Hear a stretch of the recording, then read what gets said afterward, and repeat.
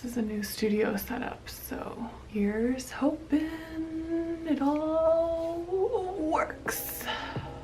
Hey everyone, it's Wendy. Welcome back to my channel. Welcome to 2019. I hope your new year is off to a great start. This is our first video of 2019, and so to kind of like set the tone for the year, I thought I'd start off with just a little update on my bullet journal. Bam! I've been bullet journaling I don't even know how long now. It's been a really helpful way for me to stay productive, stay positive, and I just keep iterating and molding it so that it works best for me. My style is that I'm not about the crazy pretty spreads, don't have all the word art and doodles and fanciness. I think those things are really sweet and amazing, but I am a productivity first kind of person.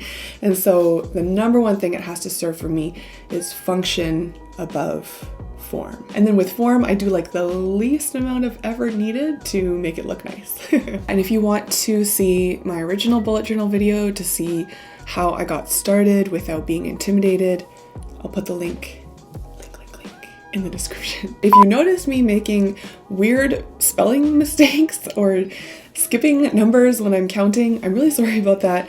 For some reason, I have like stage fright.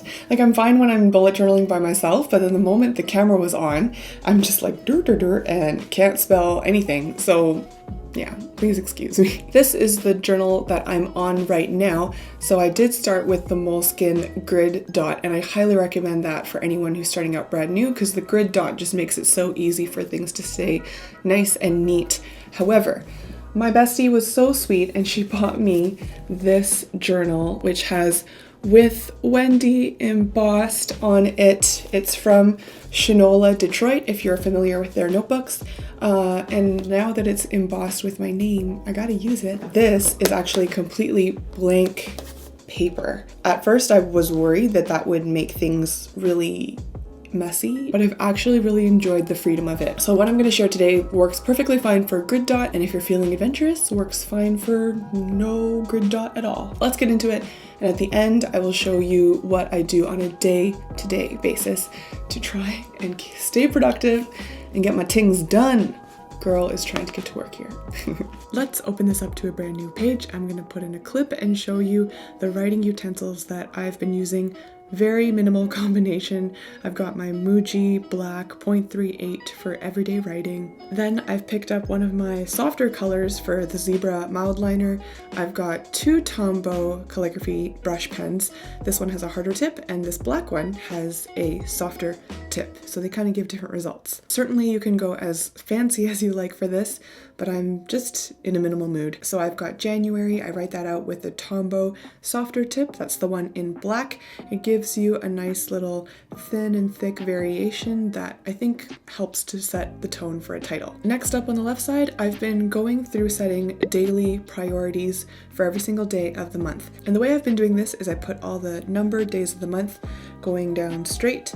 Beside that, I put the day of the week so I can kind of keep track of where we're landing. I think this is where I made some of my bullet journal stage fright mistakes, so yeah, be gentle with me. And then what I do is I break down every day into morning, afternoon, and evening. And essentially I write down my number one task that I have to focus on and achieve in that chunk every single day. On the first, I was with my family. We got to see mountains, have homemade dumplings, go skiing and snowboarding. It was amazing. I spent the afternoon flying back, and when we got home, there was just some cleaning and mandatory watering of the plants. We had been gone for a whole week, and I felt so bad. I really did not want these plant babies to die. So we went about watering those. Then for the rest of the month, I just start filling in those things that I'm anticipating. If it's an appointment that I know I have, then I just put it in. But if it's a flexible time, I might wait till later to write down what my goal is. Coming back, I knew right off the bat I had some church meetings to attend to so we could get the new year started right. I had a couple of leftover Christmas gifts that I needed to handle, and all of that goes into the daily plan to make sure that on the day I need to do it, it gets done. Also, please see this mess that is here. Now, the tracker portion of this is that as things get complete, I highlight them off, which is probably why I chose a more muted highlighter color. This has also been a great way of adjusting my expectations to be more and more realistic over time. If you continuously find that you set goals, but things are left undone, it's a good indication that you may have unrealistic goals, something that I struggled with, and by working through them like this, I think I've gotten a lot better at knowing what I can get done in a certain amount of time. On the right hand side of the page are things that are of weekly and larger month focus. And the first thing I put here is balance, because that's something I'm trying to do much better at with my bullet journal. I tend to number off the weeks of the month 1 through 4. And based on this book that I've been reading called Design Your Life, it wanted you to think of the aspects of your life as 4 categories of satisfaction, I guess. Health, work, play, and love. Health being the most important. When your health is out of whack, it's hard for work, play, and love to be satisfying. And so in each of those categories, for every week, I'm striving to make sure I have one highlighted must-do task that contributes to feeling like it was a great week in health, in work, in play, and in love. Next up is my video schedule, which I use to plan out what types of work I need to focus on for every single week. I have so many videos that I'm excited to come out with in January, and I'm putting them here so you can see them and you can keep me accountable. And you know what I had planned. There's some Joshua Tree footage where I wore something that I made every day for a whole week of vacation. I've got a large tapestry tutorial video that I want to finish. That's going to be going up on CBC Life, so I'll let you know when that's up. I've got a little A to Z of Asia. It was a fun video that I filmed where I kind of captured Asia through the alphabet. I also have this bullet journal video, obviously, and I have a plan to make a parka using this object. We'll see how that goes. And lastly, I think there's a lot of new people here, potentially new to sewing as well, so I'm going to be working on a really beginner-friendly series for you all to help you feel a little more acclimatized and okay with sewing. I think it's going to be fun. I number off the weeks again. This is 1, 2, 3, 4 of January, and the next 1, 2, 3, 4 are for February, and I just kind of have like a dot and line system to keep track of which are the weeks where I need to work on it, which is a dot, and which are the weeks where the deadline is happening, which is the line. Down below, oops, sorry, I used the wrong weight. Okay, I meant to use the navy one because it's not as thick.